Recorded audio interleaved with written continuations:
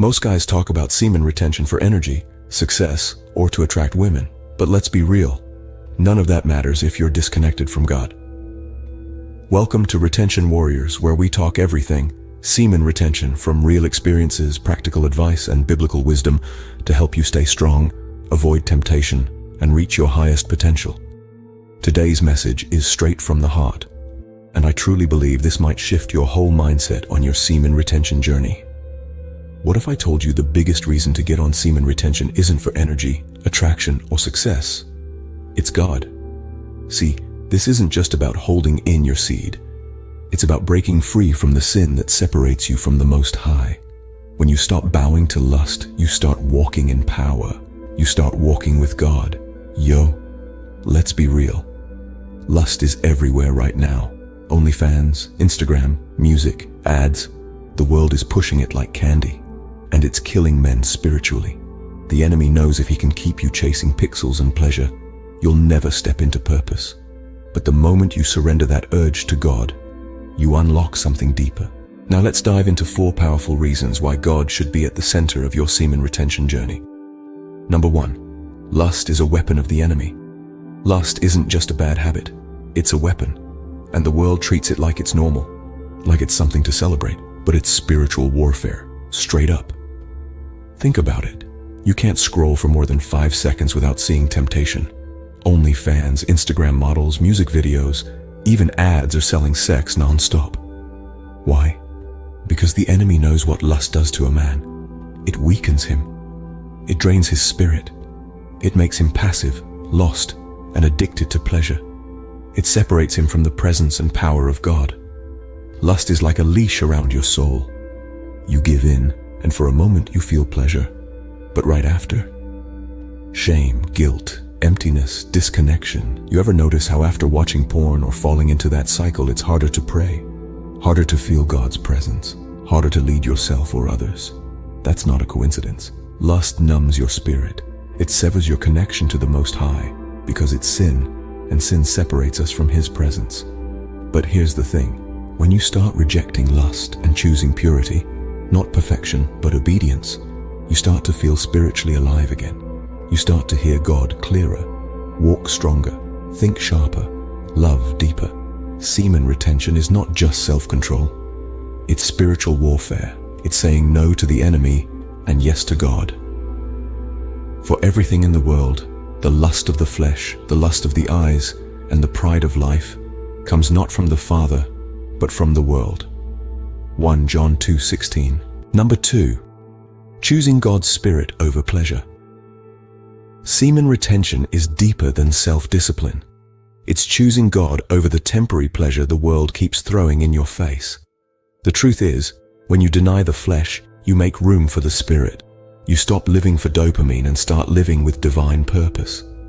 See, this journey, it's not just about holding in your seed. It's about becoming a man after God's own heart. We live in a generation that worships pleasure. It says, do what feels good, but God says, be holy as I am holy. And holiness, it ain't about being perfect. It's about being set apart, different from the world. When you reject lust, you're not just saying no to sin. You're saying yes to God. You're saying yes to clarity, yes to peace, yes to your identity as a son of the Most High.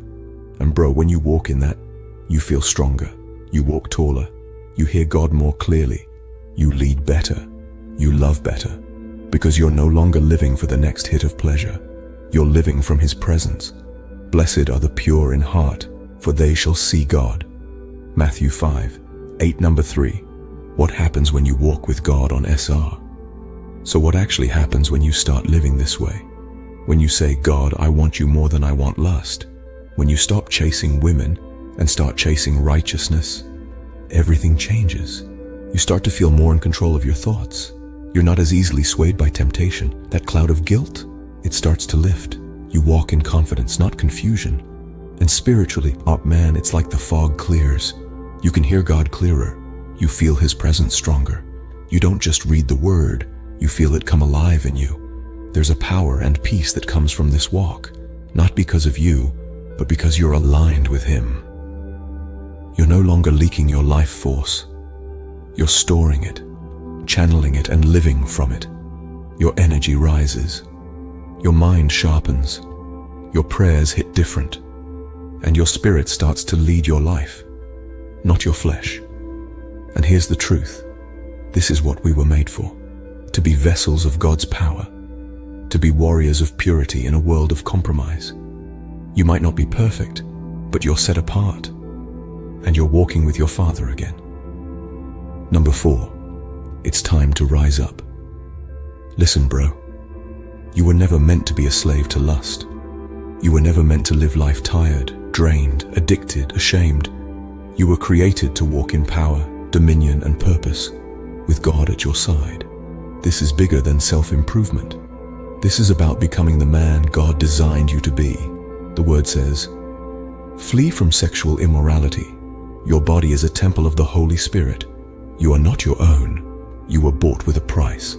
1 Corinthians 6:18-20. That means your life is sacred. Your seed is sacred. Your calling is sacred. And the moment you say, "Enough is enough," the moment you choose God over lust, He meets you there. He gives you the strength. He renews your mind. He cleanses your heart. And He fills that emptiness with His Spirit. This isn't about perfection. It's about pursuit. Chasing God with everything you've got and letting Him make you into a new creation. So if you're watching this and you're tired of falling, tired of being a slave to lust, start today. Cut off what's leading you into temptation. Pray, fast, get in the Word, and most importantly, surrender your life to Jesus, because you can't win this battle in your own strength, but with God, all things are possible. And I promise you, once you taste the peace, the power, the presence of God, lust won't even compare. If this message hit home, drop a comment below, and if you're ready to take this journey, hit subscribe, because we're just getting started. No temptation has overtaken you except what is common to mankind. And God is faithful. He will not let you be tempted beyond what you can bear. 1 Corinthians 10:13.